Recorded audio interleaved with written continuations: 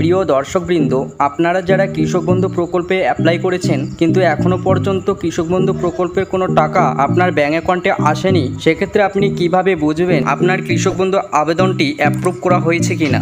বন্ধুরা, এটি দেখার জন্য আপনি আপনার মোবাইলে ক্রোম ব্রাউজারটিকে ওপেন করে নেবেন। ক্রোম ব্রাউজারটি ওপেন করার পরে সার্চ করবেন কৃষক বন্ধু লিখে। কৃষক বন্ধু লিখে সার্চ করার পরে প্রথম যে ওয়েবসাইটটি দেখতে পাবেন সেই ওয়েবসাইটের উপরে ক্লিক করবেন।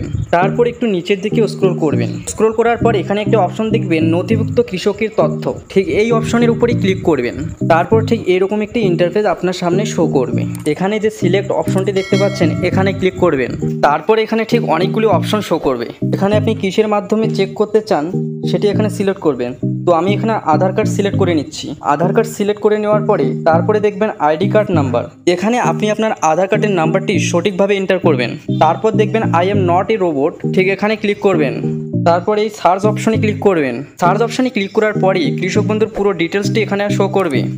যদি এখানে নট রেকর্ড ফাউন্ড দেখায় তাহলে আপনি বুঝে নেবেন যে আপনার কৃষক বন্ধু আবেদনটি অ্যাপ্রুভ করা হয়নি।